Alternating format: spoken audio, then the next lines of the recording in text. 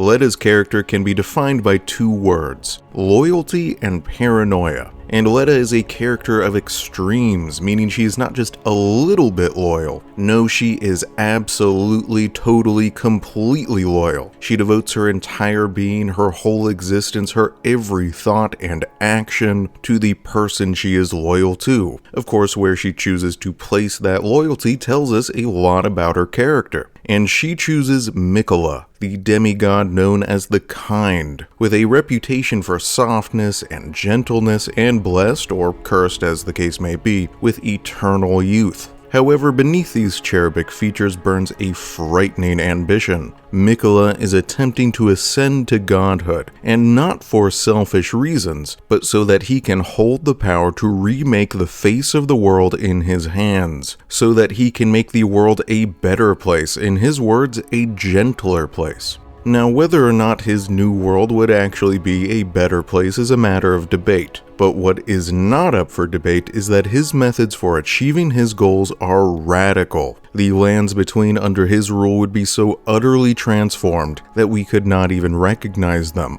I do not think it is entirely accurate to describe his methods as mind control or brainwashing exactly, but he definitely does have the power to alter the emotions of others at a very deep level, to change their innermost desires. The most significant example of this is perhaps Leda herself. He uses his power to completely wash away her violent paranoia, and replaces it with a much gentler personality, which essentially transforms her into a totally different character. And let's talk about that other half of her personality, the paranoia. Once again, Leda is a character of extremes, so she is not just touched by a little bit of paranoia, but an all-consuming, corrosive, toxic paranoia, which drives all of her decisions, poisons her mind, and turns her violent, deadly, and destructive.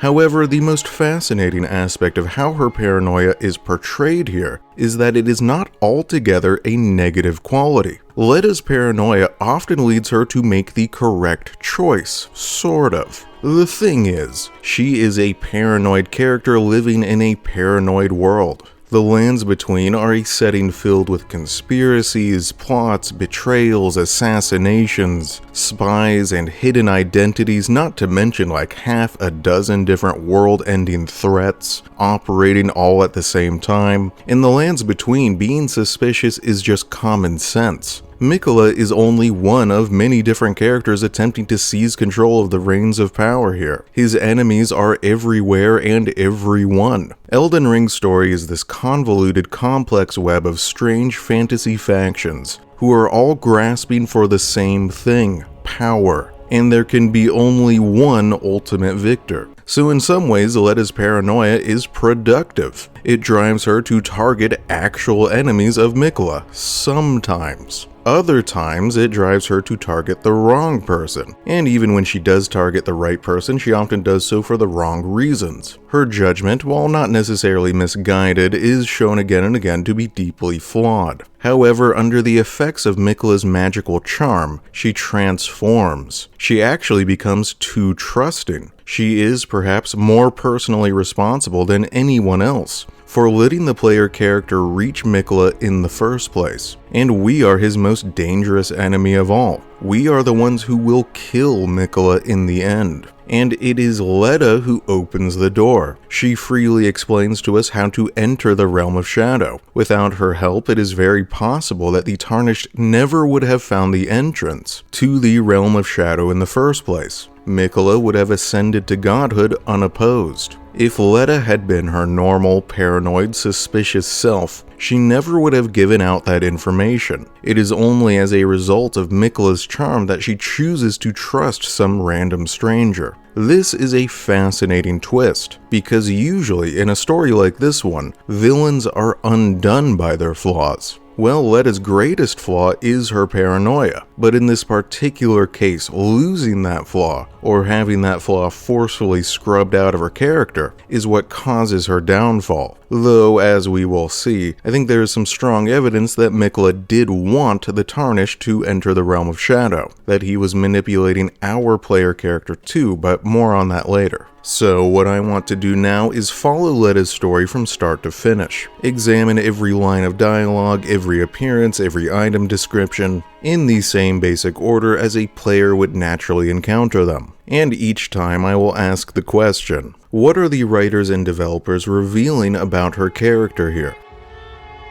Alright, let's start at the start, with her first appearance in the game after the boss fight against Mohg, the Lord of Blood, in his now empty throne room, standing before Miquella's cocoon. Before we even get to her dialogue, I want to discuss two other things: location and visual design. So much of the narrative in From Software games does not come from dialogue at all, but through environmental and visual storytelling, where a character is located and what they look like. Okay, so what does her visual design tell us about Leda's character? The first thing you will notice is that she is a knight in heavy armor. This implies combat prowess, battle experience, talent with sword and shield. Eventually, another character, Freya, will describe Leda as a breed apart, meaning that she is an exceptional fighter, and as a champion of Radahn, Freya is herself something of an expert on what makes a great warrior. The knightly appearance may also suggest a sense of chivalry, honor, duty, all of those higher idealistic qualities we tend to associate with knighthood. And more than that, Leda is a literal knight in shining armor. She is wearing what I think is one of the most genuinely gorgeous armor designs From Software has ever included in any of their games. Look at this official character artwork they published before the release of the expansion. It is just beautiful. It is so ornate and elegant and decorated, and combined with the pure white cloak threaded through with elaborate patterns of gold, it becomes almost angelic.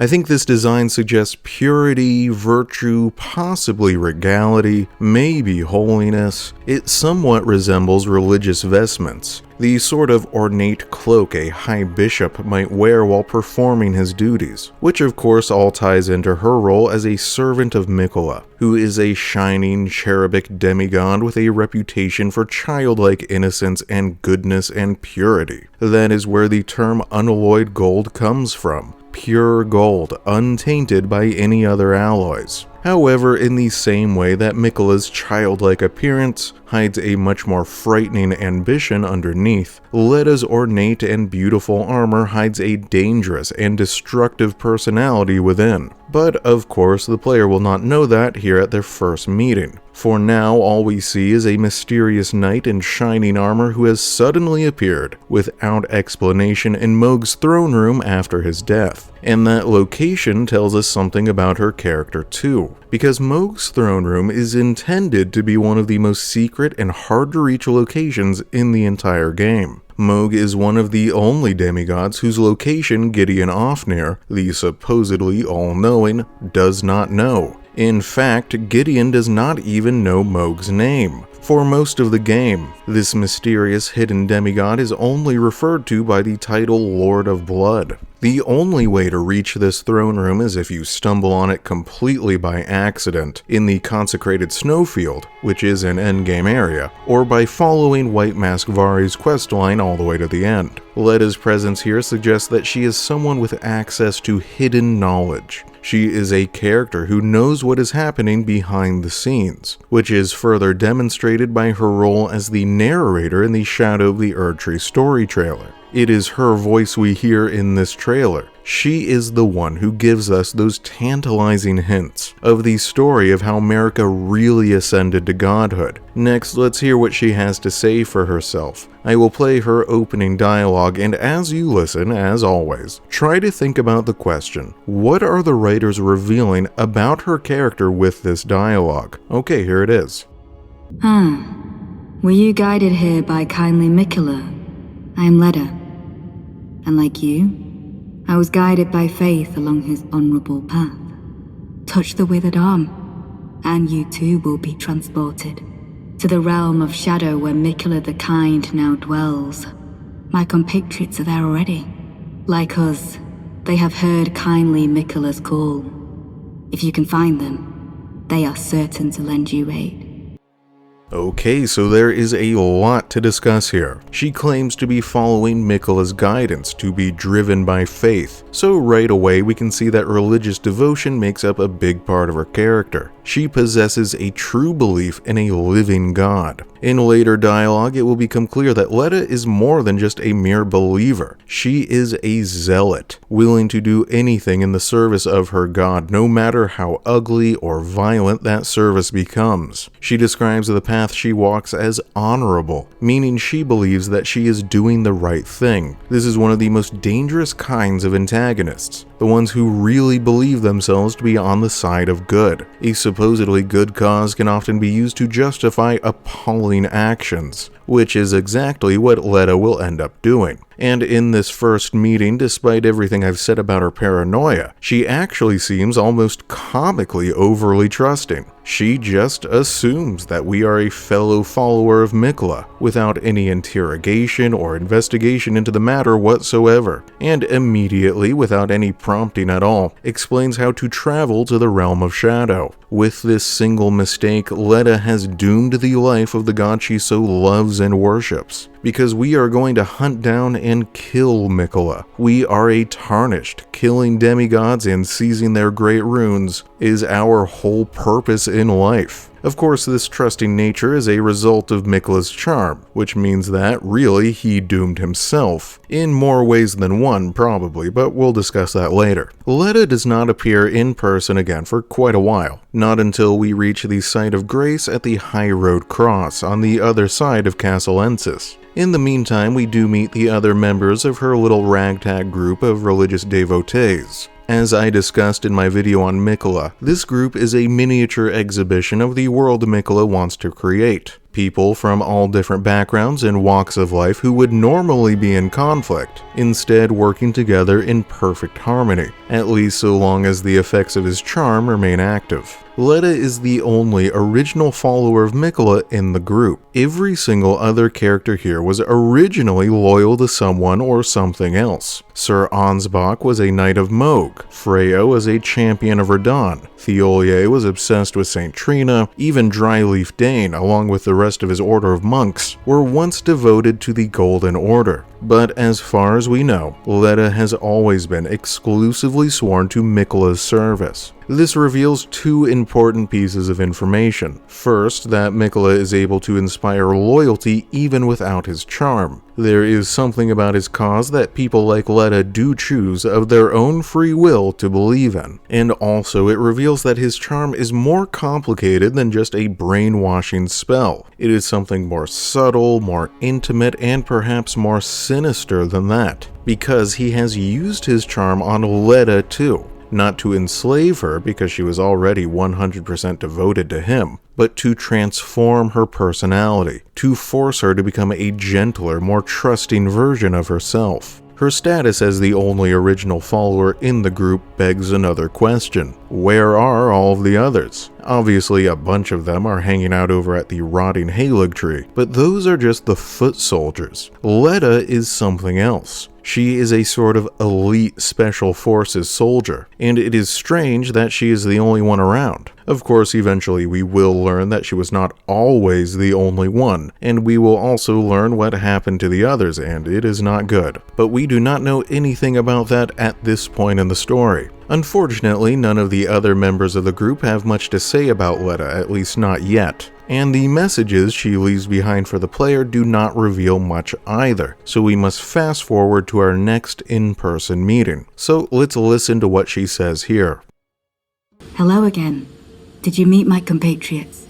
They're quite the congregation, from places as far and wide as you can imagine. Doubtless they'd have all come to blows at first glance, were it not for the charm kindly Miquella put upon us. This is what allows us to serve together, the work of a living God.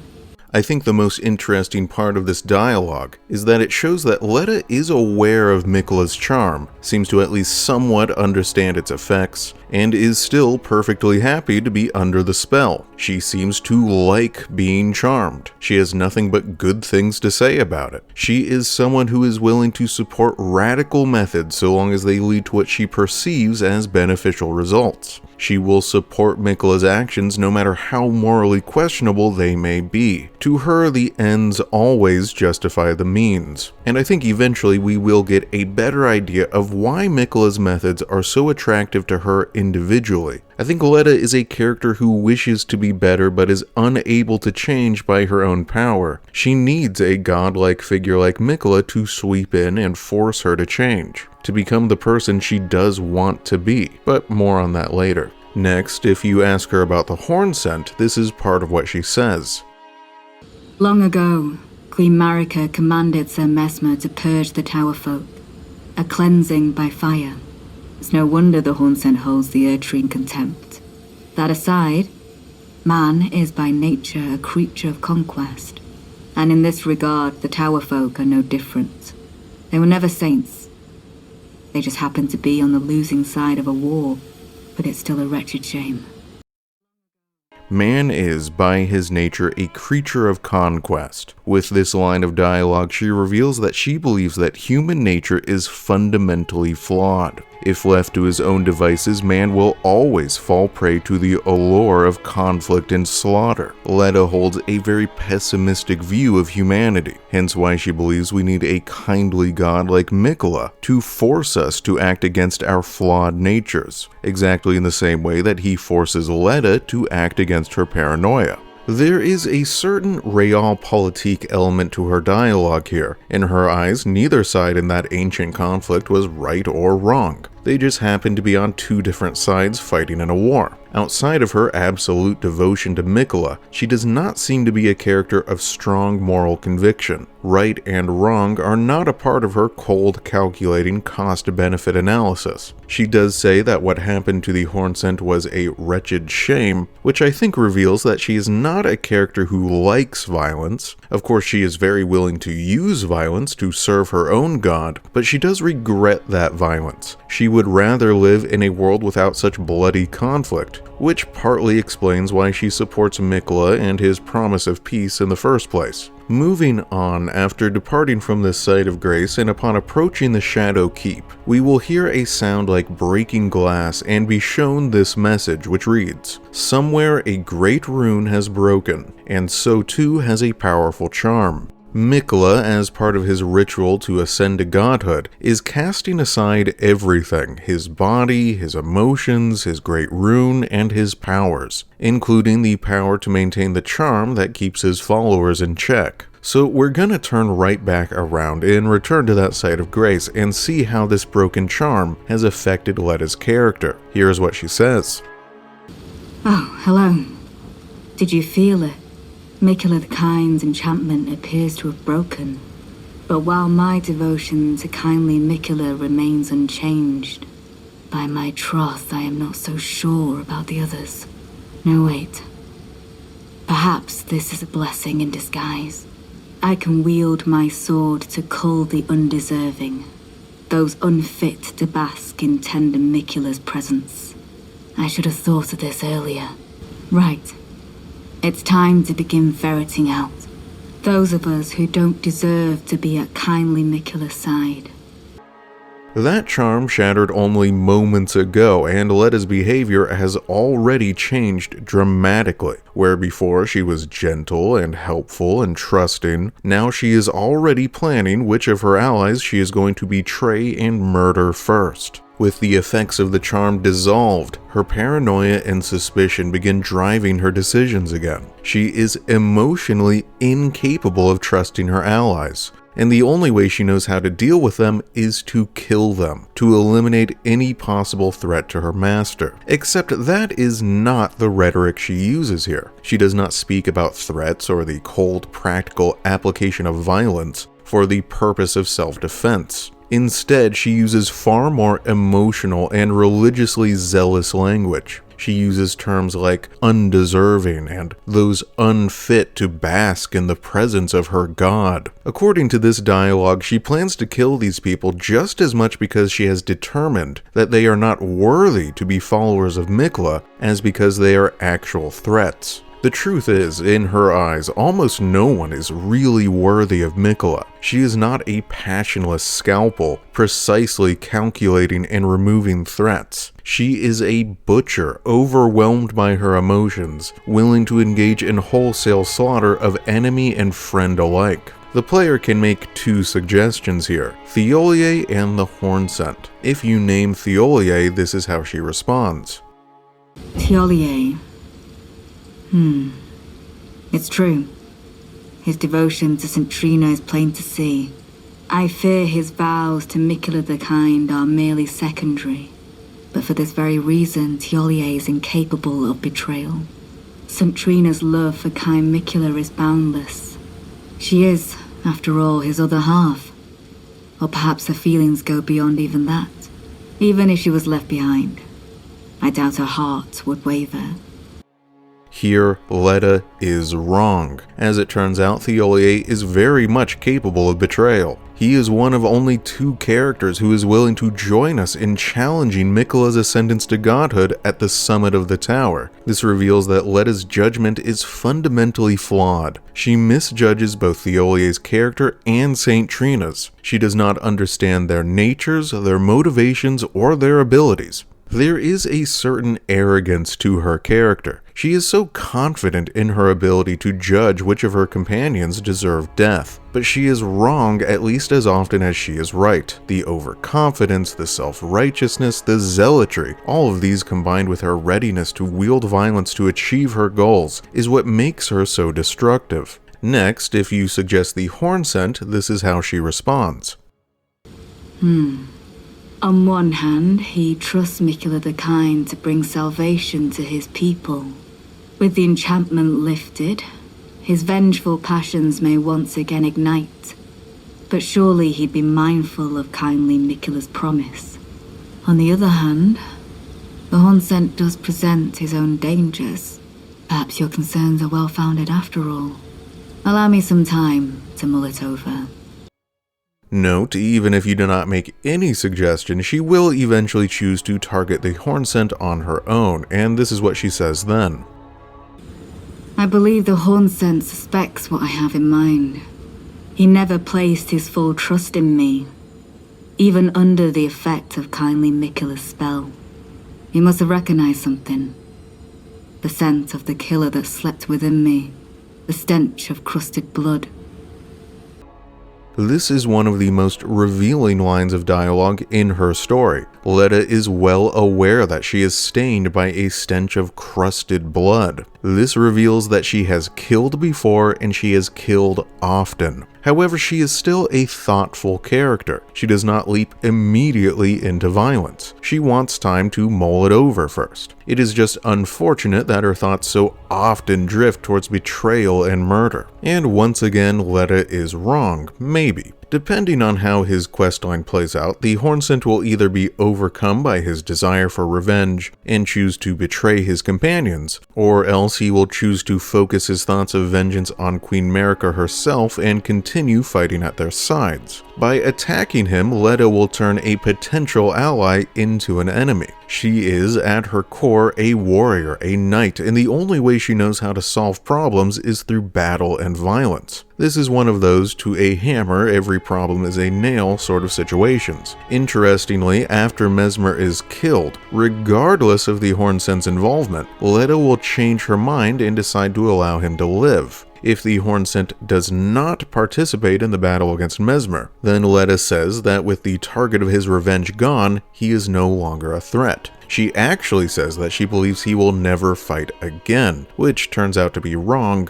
because in that timeline he does show up during the final confrontation with Mikula's allies at the top of the tower, fighting alongside Leda. If the Hornsent does participate in the battle against Mesmer, she correctly recognizes that his lust for vengeance will drive him to madness. but incorrectly assumes this means that he is no longer a threat. In fact, in that timeline, the Hornsent waits in the ancient ruins to ambush his former companions when they attempt to burn down the shadow tree there. Leda just never gets the situation 100% right. She always misjudges something. Even when she is right, she is still wrong. It would be kind of funny if the consequences of her misjudgment were not so deadly. Something interesting is that when she dismisses the Hornsent as a threat, she says, "With his grudge against Sir Mesmer settled, his blade is bent by madness.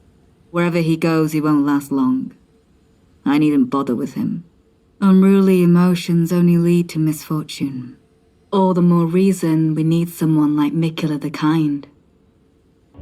She does not just want world peace, she wants her god to eliminate what she calls unruly emotions, the emotions that drive men and women to conflict in the first place. She does not care about the value of personal freedom if it gets in the way of peace. She's the kind of dystopian gal who likes a little bit of brainwashing every now and then. Some more interesting little tidbits of dialogue during this questline. When she attacks the Hornsent, she addresses him as Worthy Hornsent. She speaks to him with respect. She may be a butcher, but she is still a knight, and she does strive to comport herself with honor and treat her enemies with dignity. In contrast, when she kills the Hornsent, this is what she says. Apologies. Oh, mother, wife, and child. Kindly Mikula never betrays a vow. Go. Your family awaits you. I find this to be one of the most chilling lines in the whole game. In this line of dialogue, she has twisted murder into a courtesy, betrayal into the fulfilling of a vow. She speaks of kindness as she sends a father to go meet his murdered wife and child in the afterlife. There is an almost Orwellian doublethink happening here, and it demonstrates how Leda justifies some of her most repugnant choices. The warped nature of her perception, the way she twists cruelty into kindness. If you choose to side with the Hornsent during this confrontation, she does not get upset or angry with the player. Instead, she calmly chides you for letting your compassion get the better of you. This reveals that Leda is a character who believes feelings of compassion and empathy must be set aside in order to do what is necessary. The obvious contradiction here is that she is wielding cruelty to forge a supposedly more compassionate world. What she does not and can never comprehend is that she could create that more compassionate world herself. She does not need Mikula. She could do it right here, right now, by,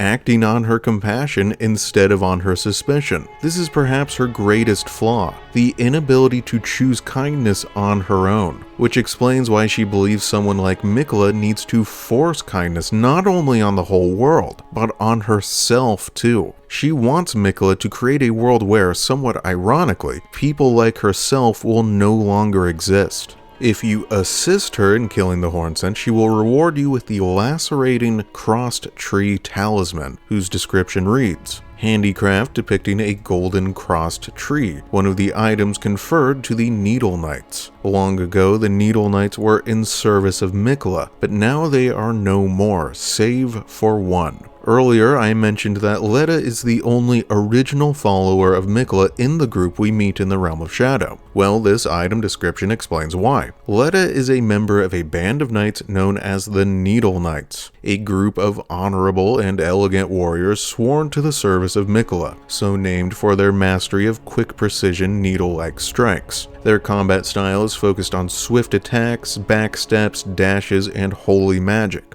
Leda is the only Needle Knight we ever encounter in the game, and that is because, according to this description, all of the others are dead. And considering Leda's paranoid and destructive nature, I think we can already begin to guess how and why they perished. But that will not be confirmed until later. After the threat of the Hornsent is resolved one way or another, Leda quickly moves on to her next target, Ser Ansbach. This is the closest she ever comes to actually getting something right, but she still slightly misses the mark. We are going to listen to the dialogue where she makes this decision together, and as you listen, pay really close attention to the reason she gives for killing him. It is more than just that he is a threat to Mikla, and it reveals something very important about her own character. Okay, here it is.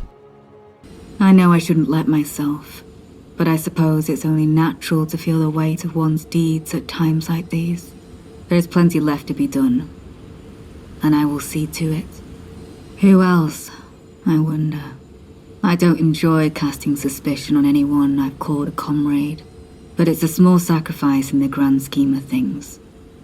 We must eradicate all doubt. I'm afraid Ser Ansbach will have to be next.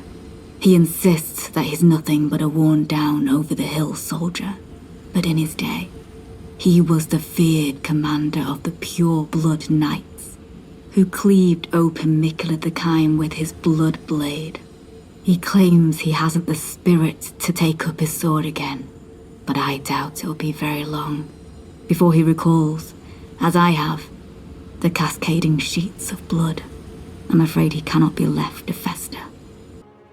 According to this dialogue, the reason Ansbach must die is because it will not be very long before he recalls the, quote, cascading sheets of blood. What she is describing here is bloodlust, and she is wrong. While Ansbach does choose to challenge Mikla in the end, he is not motivated by bloodlust or even by a desire for revenge. Instead, Ansbach feels he is obligated to challenge Mikla because it is his sworn duty as a Knight of Moog to stop the desecration of his master's corpse, which Mikla plans to use as a tool to resurrect Radahn. If Mikla had not done this, Ansbach would not have fought. This is a motivation Leda never could have even guessed at, because in truth, she is the one blinded by bloodlust, not him, which she admits in that line of dialogue. She says, I doubt it will be very long before he recalls, as I have, the cascading sheets of blood. The killing of the Hornsent has awakened Leda's own craving for bloodshed, and now that it has been awakened, the only one with the power to put it to sleep again is Mikla. She mistakenly believes that Ansbach is someone like herself, violent and paranoid and destructive, but she is wrong.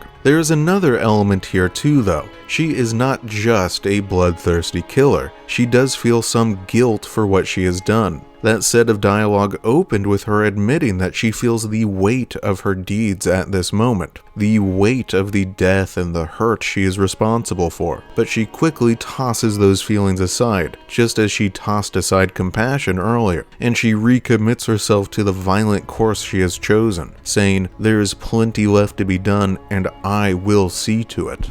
She justifies her choices here by saying, in the grand scheme of things, these betrayals and murders of her former friends are only a small sacrifice for a much greater good. She declares that she must eradicate all doubt. But for a character as deeply infected by doubt as Leda is, there is no such thing as eradicating all doubt. She will always be driven to kill again. It is never going to be enough. Given enough time, I suspect that she would have killed every single one of her former allies. Just as she is the last survivor of the Needle Knights, she would eventually be the last survivor of this group too. When she meets Ansbach in battle, just like with the Hornsent, she addresses him with dignity and honor. She addresses him by his knightly title, Sir, and when he falls, she thanks him for his service to Mikla. After the fight is over, she describes Ser Ansbach as a truly great man, and says that she is proud to have been his final opponent in battle. In this dialogue, she is playing the role of the archetypical knight in shining armor, who does not fight for passion or bloodlust, but for honor and duty.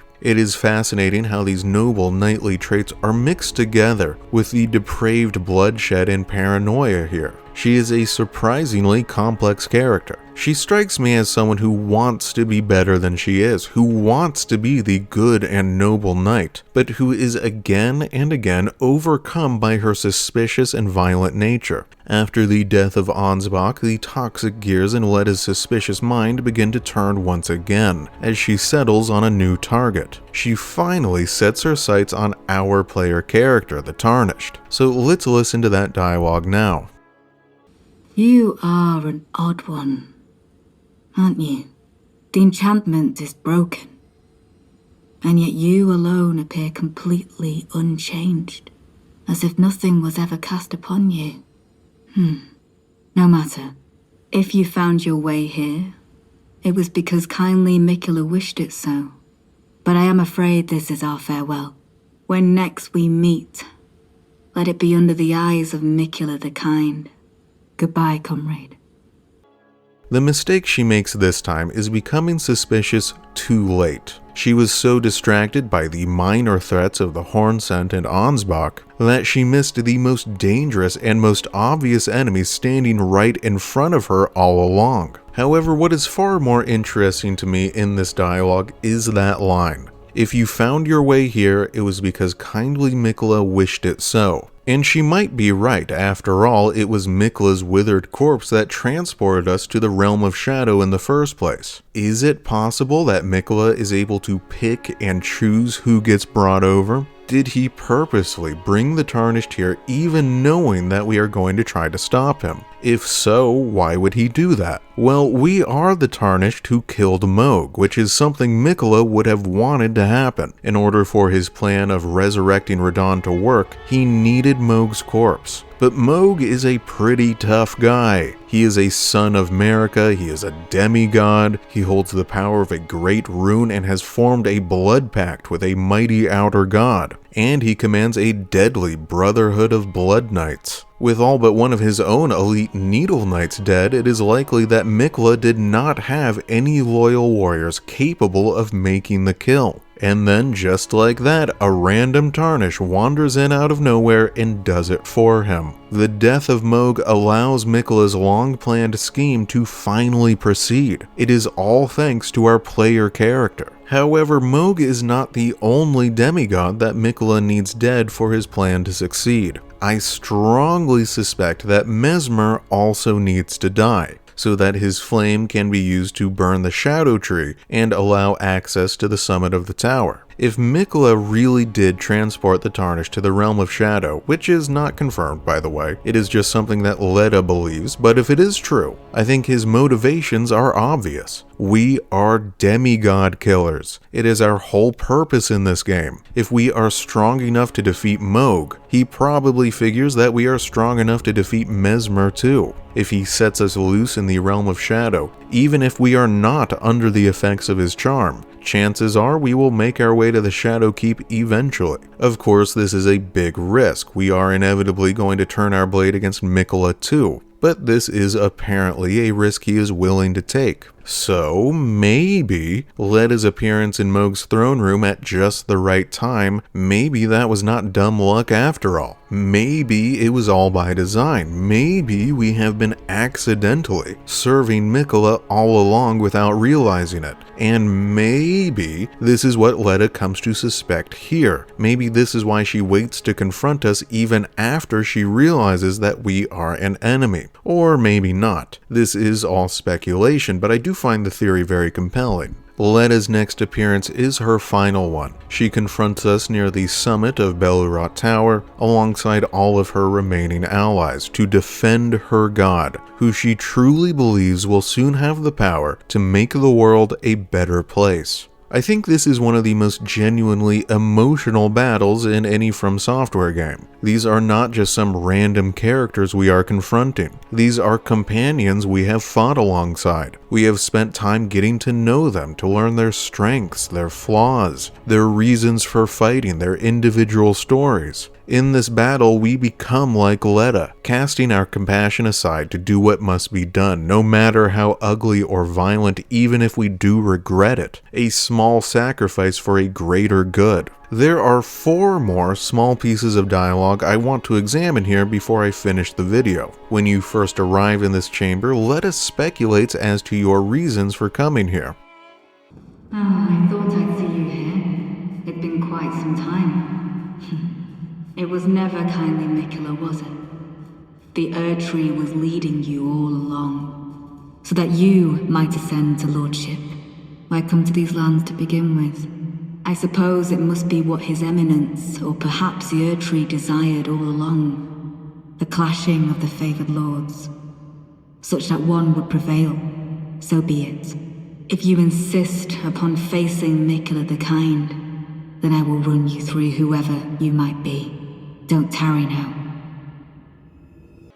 Here she seems to believe that the Erd Tree itself is pitting the strongest contenders for Elden Lord against each other to see who will come out on top. I have spoken at length in other videos about my theory that it is actually Marika who is controlling the Guidance of Grace, not because she supports any particular champion or cause, but because she just wants someone, anyone, who will be powerful enough to slay Radagon. And she does not care if that is our player character or the resurrected Radahn or whoever. Through this lens, I think the game's whole story can be seen as a kind of epic battle royale intended to leave the strongest possible fighter standing before the Erd Tree at the end, and Leda's dialogue here does support that theory. Next, if Ansbach arrives to fight alongside you, she says to him, "I cannot fathom your convictions. After knowing kindly Mikola, what remains of the pledge to your Lord of Blood?" Leda is genuinely incapable of understanding Ansbach's motivations. She is shocked that, even after experiencing what it is like to live under Mikola's charm, the softness, the gentleness, the kindness, the honesty of Mikola's intentions, that he is not a tyrant but a god who really does want to make a better world.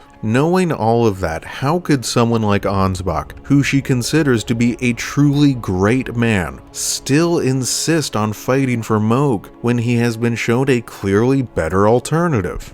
She does not seem to have a true understanding of the sense of knightly duty or loyalty that drives a character like Ansbach. If she manages to defeat the player, she says, "With this battle I send you on. It was an honor to face a worthy lord. Now go." Once again, I think it is notable the way she treats our player character with dignity, and acknowledges that we are worthy of becoming Elden Lord, even as she brutally slaughters us. And to end the video, we are going to listen to her final line of dialogue together, her last words. Here they are.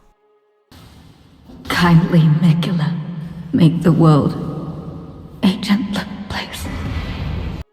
Leda's final words are a prayer or a plea to her god. Make the world a better place. For all her paranoia and betrayal and slaughter, in the end, Leda is a character who really does want to do the right thing. She really does want the world to be gentler. In a way, she is an idealist, an optimist, which I think sets her apart in this story. Elden Ring has a very cynical and pessimistic narrative, full of misery and suffering and death. A broken world that can never be made whole again. In this land of darkness and death, Leda, who is herself a very miserable character, found something to believe in, something that gave her hope. But the perverse twist is that this hope led her to commit shocking slaughter and butchery, which is only fully revealed after she takes her last breath. After her death, we can obtain her armor and sword. The description of the armor reveals that the Needle Knights were hand-picked and handcrafted by Mikola himself, a band of elite and honorable warriors personally chosen by him to be his most trusted defenders. And the description of the sword reveals that, driven by her paranoia, by her sickness, Leda murdered every single one. No one was good enough or pure enough or trustworthy enough in her eyes. Not even warriors handpicked by Mikola himself, her god. And her paranoia leads directly to his doom. Imagine if she had an entire band of elite knights to fight beside during this final confrontation. Or imagine if Mikola had never had to resort to relying on a dangerous, disloyal Tarnished to defeat Mohg and Mesmer in the first place. By slaughtering the Needle Knights, Leda destroyed one of Mikola's most powerful weapons, his staunchest defenders, his most loyal supporters, and in the end, she loses everything too. Her allies, her life, her god, and the better world she hoped to build.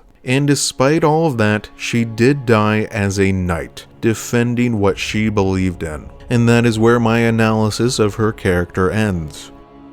I think the Shadow of the Erdtree expansion has some of the best character development work From Software has ever done, and it is a shame that it has taken me so long to get around to making videos about some of them. And next time I will be analyzing another character from the expansion who I think was very, very well written, Ser Ansbach. So see you then.